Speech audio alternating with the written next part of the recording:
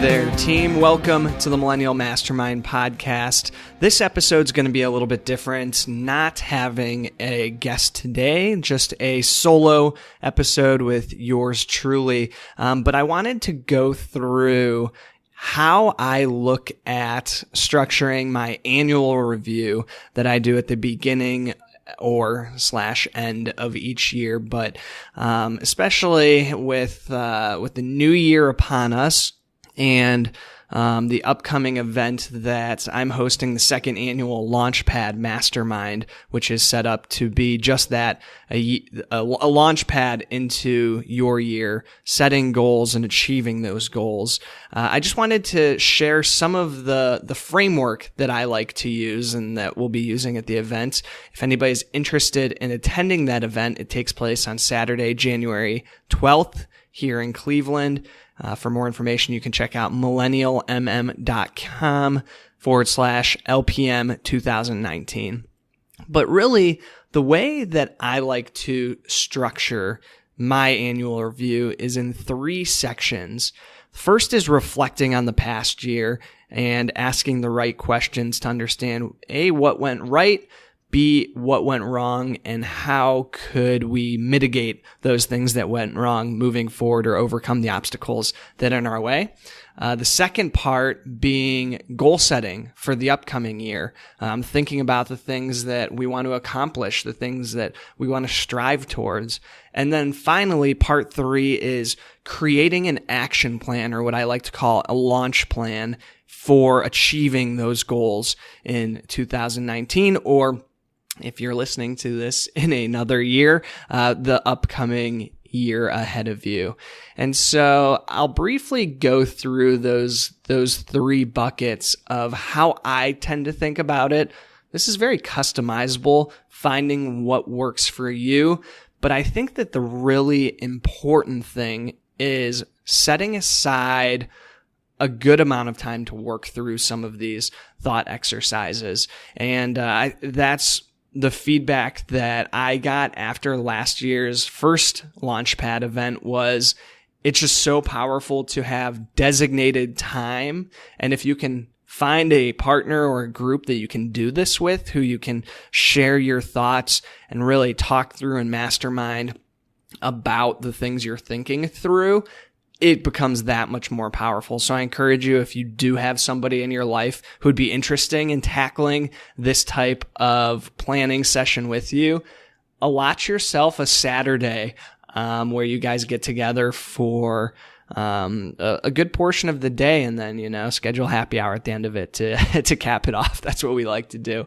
But let's start here with reviewing your previous year, or reflecting on your previous year. I think there are really a series of questions that you can ask yourself to do this. And throughout this entire thing, I really think that question asking is the best way to really explore what it is that you have done and what you want to do. But in terms of reflection, there's 3 primary ones, and then we can get into some kind of sub-bullets for these. So this may be a good episode, by the way. If you plan on doing this, to take some notes, you can pull some of these questions directly out of it. But what I'll go ahead and do in the show notes is also post these questions. So if you're listening to this like I do for all podcasts, when I'm either driving or working out or doing something besides just sitting in my living room, I'll include these questions in the show notes so that you can go back and just reference it quickly. And that'll be under millennialmm.com/podcast. But the 3 primary questions for reflecting on the past year are: what went well this year? What didn't go so well this past year? And what did I learn? So if you can really think deeply about those 3 different questions, I think a lot of interesting insights will come about. In terms of what went well, you can start to think about, what did you accomplish in 2018 or over the past year? What were those things that you're proud of, your biggest wins? And then once you really get to that, I challenge you to even go deeper into it and start thinking, about what contributed towards these wins, and are these results repeatable? Are there things that you did that if you do these continuously and build habits out of these could make this win or this type of win in your life something that you can continue to do more of?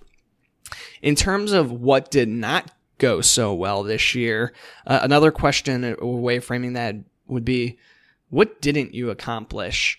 And the challenge here is just get really fucking honest with yourself. Why did you not accomplish that thing?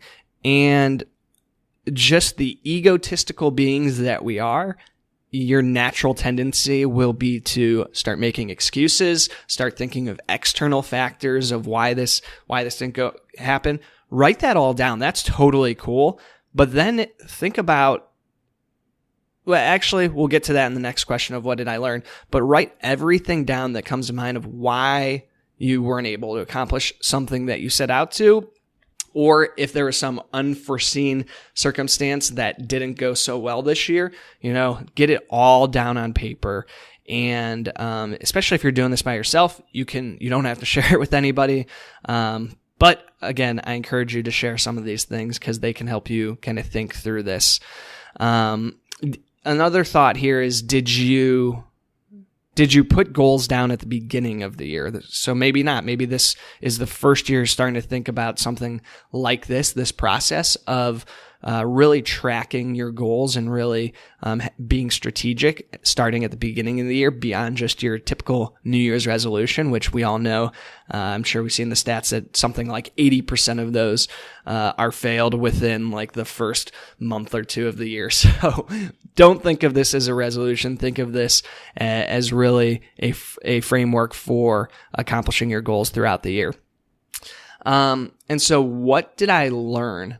This is where we can start to look at both those wins and those losses or things that didn't go so well. I don't think actually I should call them losses. I think it would be just thinking through the challenges of the year.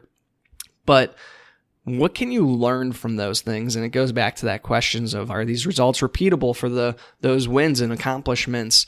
And for the things that you wrote down of what didn't go so well, of why not, start thinking about those questions more deeply. And for anything you put there, start thinking about, were there ways that could have been mitigated, any of those challenges? A lot of things happen in our lives that are totally out of our control, but I'm not even going to try to attribute this quote to the right person because I know I'll botch it, but there's a popular quote of, life is 10% of what happens to you, 90% of how you react to it. So how could your reaction of that how can you continue if it was a good reaction to have that mindset, or how could you look at that differently? How could you react differently to that challenge? And a lot of times, the beginning of the year is not always a hard reset. That's what this process is trying to kind of press that reset button and have a launching point for the year. But some challenges that we're facing, let's be honest, that's life, are going to be continued into the new year. And so how can we start to look at them a little bit differently? And so one way that I like to kind of take these 3 areas of what went well, not so well, and what did you learn, and bucket it all together after I have everything down on a paper, is to write down in a paragraph or 2 your old story. And what I mean by this is the old story of who you were in 2018. That includes the things of what you accomplished, what you didn't accomplish, why you didn't accomplish those, why you could have accomplished more, things of that nature. And that way you just have it on paper of, okay, here's who I was. And what we'll get into is your new story of who you're going to be this year and what those changes are going to be. So that was part 1, reflecting on 2018. Part 2 is goal setting for the upcoming year. So a few things that we need to do before we set goals is, first of all, think about the areas, the buckets of your life that you want to focus on for setting those goals. And so what I mean by this, I'll use myself as an example, is the main buckets for me are family, business, finances, fitness, and faith. So through those 5, I can really get very, very specific into each of those, but that's pretty all-encompassing. That covers the main areas that I want to focus on in my life, and under each of those, I'll have specific goals. Another thing to consider when we start to think about goals is many of you have heard of SMART goals, the acronym SMART. And what this stands for is specific, measurable, attainable, relevant, and time-bound. So I'll go through each of those quickly. Specific, meaning that the goal must be clear. What do you want to accomplish? Why do you want to accomplish it? Who is involved? Where, if there's a location? And identifying, what are any requirements or constraints that might come about. So be very specific. So the M in SMART is measurable. It must be something that you can track your progress towards. So are there ways that you can measure in terms of how much, how many? Can it be quantifiable? How will you know when that goal is reached? So measurable. Then the A in SMART is attainable. It must be a goal that is achievable in your life. This is not to say it's not a stretch goal. It's not something that is really going to have you reaching, but it must be something that is achievable and attainable, but also must be a goal that matters in terms of your life goals. It must be something that has a major impact towards the life that you want to live. That's what the show is all about, is reaching our dreams and achieving our dream lives. Make sure that the goals you're setting are targeted towards that. And does the goal seem worthwhile in that overall goal of having just the life that you dream about? And is this the right time for that goal? So the next one is relevant. And I think I bucketed some of the relevant bullets under attainable, but is it relevant towards your life goals? Is it something that is worthwhile? Is it the right time to do it? So is it relevant towards the things that you want to be doing? And then time bound is the T. So make sure that you're putting actual specific times. So for these goals, it might be 1 year, or you might be putting in quarterly goals, which we'll get into in a second. But make sure that there's a specific time placed on that goal, because otherwise, if it's just an infinite amount of time that you're setting to achieve something, I don't know about you guys, but I like to procrastinate, and I am a deadline-driven individual. There's a law out there called Parkinson's Law that is defined as work expands to fill the time available for its completion. So make sure it's time bound so that you have a deadline that you're working towards with the goal. So that is SMART: specific, measurable, attainable, relevant, and time bound. So going further into this goal setting for 2019, think about, again, what are those buckets, and are the goals you're setting SMART? So my advice would be to start with the buckets and then fill in your goals under each of those. Start with whichever one is the top priority for you. So really think about, maybe 2019 is the year that you're very focused on family. You'll mention that that's the one I mentioned first. I am newly married as of several months ago. There have been a lot of changes in my life recently. There will be more changes this year, moving into a first home with my wife, things of that nature. And that's a heavy focus of mine. So that'll be one of the first areas I tackle when I start to think about what the goals are. But these goals will be all going on simultaneously. Saturday might be more focused on those family goals, whereas, Monday through Friday might be more focused on the finance and business type goals. So just something to think about. And then again, make sure that you're setting SMART goals. So the third thing, we already talked through reflecting on the last year, goal setting for the next year. And then the third bucket, or the third piece of the framework that I want to talk about today, is creating your launch plan. And that's creating an action plan for implementing these goals and starting to work towards them. So you might have just written down, say that you pause this episode, you work through those goals, and you have them all on paper now, and you're looking at them. And you might feel a little bit of resistance. There could be some pretty big goals on there, and I encourage that. I think that there should be some good stretch goals that make you uncomfortable.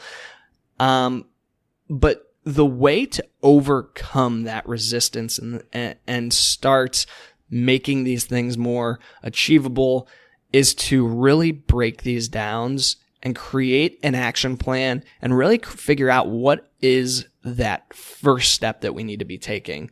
So how do we do this? The way I like to think about it is starting with the end in mind. And so if you're climbing a mountain, for example, imagine you're standing there at the base of Mount Kilimanjaro, and you are just staring at the peak of that mountain.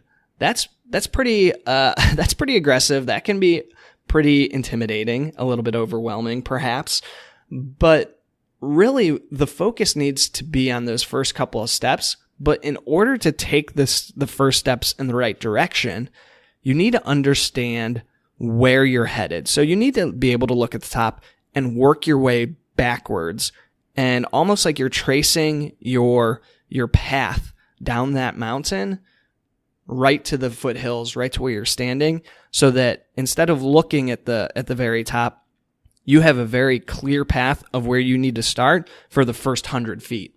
And that way, you're starting to walk and hike in the right direction, and that it's ultimately taking you to where you want to be. But B, then you can really just focus on that first step, those first 100 feet, whatever it may be.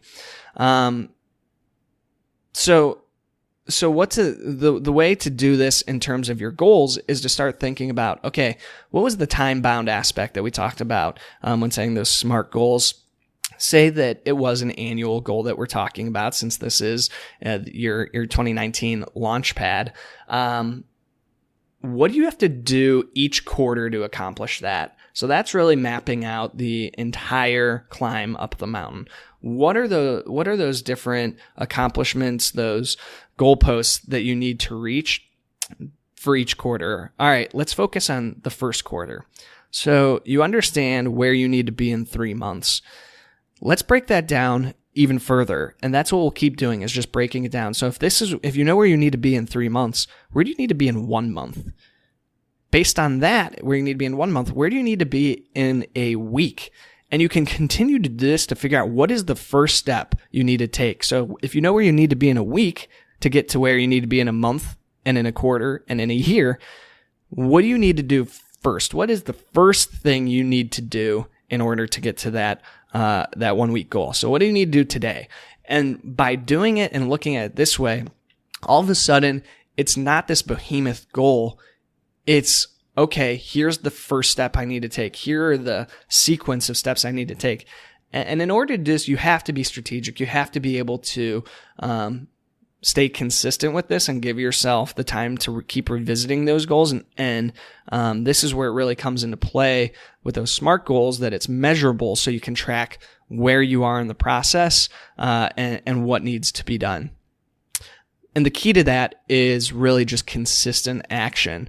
So whether that's setting up a weekly checkpoint with yourself to see where you are with these, or a monthly or something along those lines, but then just every day, every week, taking action towards those goals is going to be vital especially for those stretch goals that seem pretty challenging at first.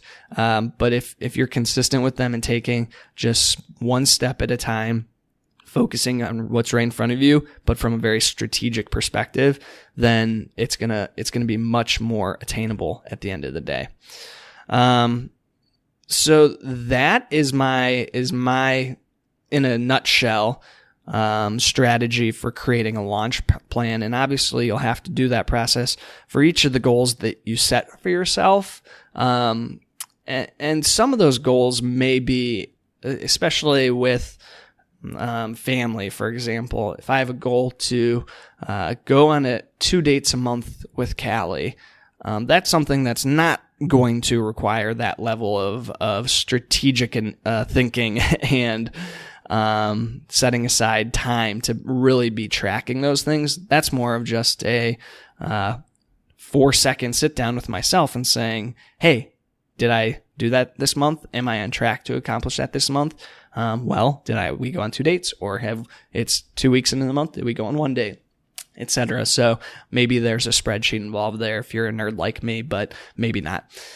So those are really the 3 main buckets that I look at when I'm planning my year, when I'm doing this annual review, reflecting on the previous year, setting goals for the upcoming year, and creating that launch plan for what it looks like. Like I said, it takes some time. I would give yourself an afternoon, a day, whatever you can carve out in the schedule to do this.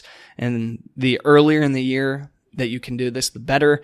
It's January 4th as I record this, and hopefully get this posted either today or tomorrow, but it's never too late to do it either, is what I'd say.